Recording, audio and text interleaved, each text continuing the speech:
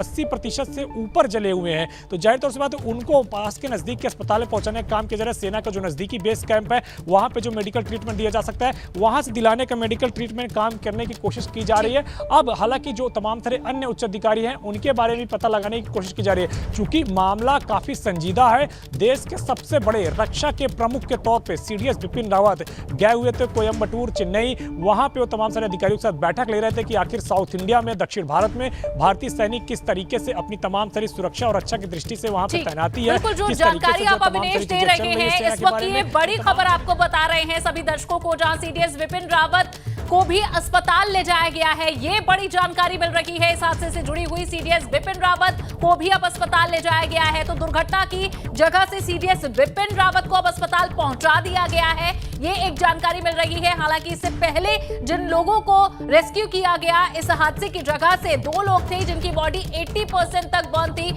80% तक जली हुई थी। और अब धीरे धीरे जो जानकारी मिल रही है सीडीएस बिपिन रावत को भी अब अस्पताल पहुंचाया गया है। तो ये एक बड़ी जानकारी इस मामले में।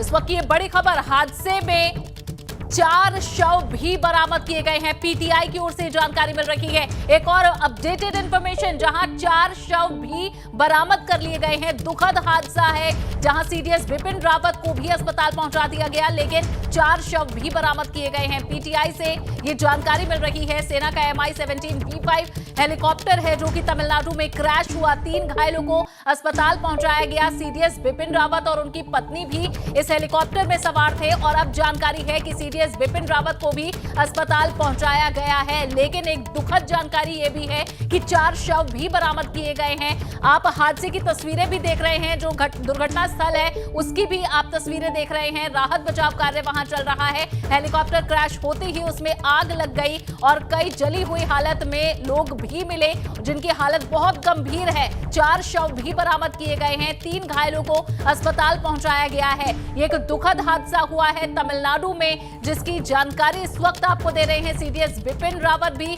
अपनी पत्नी के साथ और अपने पर्सनल स्टाफ के साथ इस हेलीकॉप्टर में मौजूद थे। और अब अलग अलग तस्वीरें आप देखिए, ये 6 तस्वीरें जिनसे आप इस हादसे की गंभीरता, इस दुर्घटना की गंभीरता को समझ सकते हैं। पहली तस्वीर, जहां हेलीकॉप्टर जब क्रैश हुआ तो उसमें आग लगी हुई थी। इन तस्वीरों से आप देखिए जो राहत बचाव टीम वहां पहुंची उसने कितनी तत्परता से काम में वे जुट गए, आग बुझाने की कोशिश की। जो लोग वहां हादसे का शिकार हुए उन्हें स्ट्रेचर पर डालकर तुरंत अस्पताल ले जाने का प्रयास किया। लेकिन ये जगह ऐसी है जहां से अस्पताल की दूरी काफी है।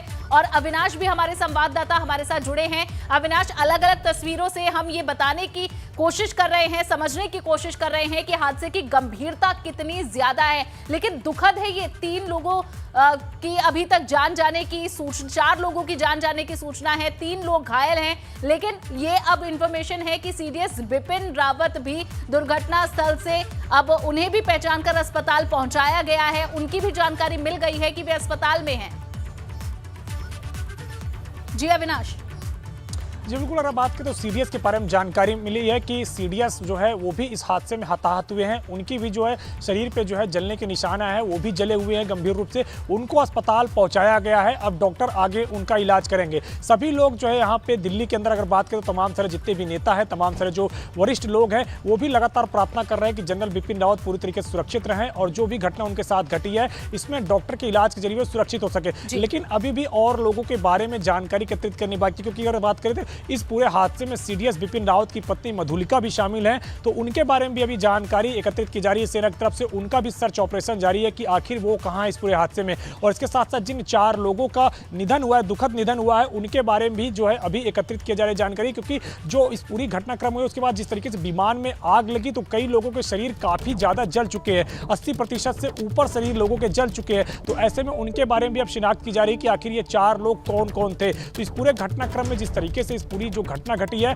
इसके बाद जो है एयरफोर्स ने भी अब जांच के आदेश दे दिए कि आखिर किन परिस्थितियों में यह घटना घटी है। क्योंकि जो विमान लेकर उड़ रहा था MI सीरीज का ये विमान है, इसको काफी बेहतर विमान माना जाता है एयरफोर्स के अंदर, जो कि हर परिस्थितियों में उड़ान भरने में सक्षम होता है। चाहे जैसी भी परिस्थितियां हो, उन परिस्थितियों से जूझते हुए ये विमान आगे बढ़ता है और उड़ान में काफी सफल माना जाता है। और उसमें इस तरीके से घटना हो जाना वाकई में काफी गंभीर है। और जब सीडीएस जैसा कोई बड़ा अधिकारी किसी भी विमान में उड़ान भरता है तो उससे पहले तमाम सारी विमान की जांच होती होती है। और न सिर्फ सीडीएस बल्कि अगर एयरफोर्स का एक पायलट भी विमान भरता है, उड़ान भरता है, तो उसके पहले भी तमाम तरह जांच की जाती है विमान की कि विमान पूरी तरीके से सुरक्षित है या नहीं है। इसके बाद ही एयरफोर्स का पायलट भी विमान में उड़ान भरता है। और जब सीडीएस जैसा व्यक्ति उड़ान भरता है तो और ज्यादा जो है जांच की जाती है। और इसके बावजूद अगर इस तरीके की घटना हुई है तो क्या कुछ परिस्थितियां थी, क्या कुछ कारण थे जिसकी वजह से यह घटना घटी है और किन परिस्थितियों में ये तमाम सारी घटना हुई है, इसके बारे में भारतीय वायुसेना ने जांच के आदेश दे दिए हैं। इसकी भी जांच चल रही है। लेकिन अगर बात करें तो मौके पर भारतीय वायुसेना, भारतीय सेना और इसके अलावा कोयम्बटूर की जो पुलिस है वो लगातार छानबीन कर रही है, रेस्क्यू ऑपरेशन कर रही है। क्योंकि अगर अभी तक बात करें तो केवल 7 लोगों के बारे में जानकारी निकल के आई है, जिनमें से 4 लोगों का दुखद निधन हो गया है और 3 लोग गंभीर अवस्था में अस्पताल में भर्ती हुए हैं। जिनमें अगर बात करें तो सीडीएस बिपिन रावत भी शामिल है। उनका आगे का इलाज होगा और हम लोग ऐसी कामना करते, पूरा देश ऐसी कामना कर रहा है कि जो लोग भी गंभीर रूप से घायल हैं या घायल हैं वो जल्द से जल्द स्वस्थ हो और वो पूरी तरीके से सुरक्षित रहे। लेकिन जिनका निधन हुआ है वो कौन कौन लोग थे, इनके बारे में भी जानकारी जुटाई जा रही है। और जो अभी तक लापता लोग हैं उनके बारे में भी अभी सर्च ऑपरेशन चल रहा है, क्योंकि ये काफी घना जंगल है। बिल्कुल। और अविनाश, जो बात आप कह रहे हैं और जैसे हमने पहले भी अपने दर्शकों को बताया कि जब 80% तक जली हुई बॉडी मिल रही है, ऐसे में पहचान करना बहुत मुश्किल हो जाता है और इसमें समय बहुत ज्यादा लगता है। जिन लोगों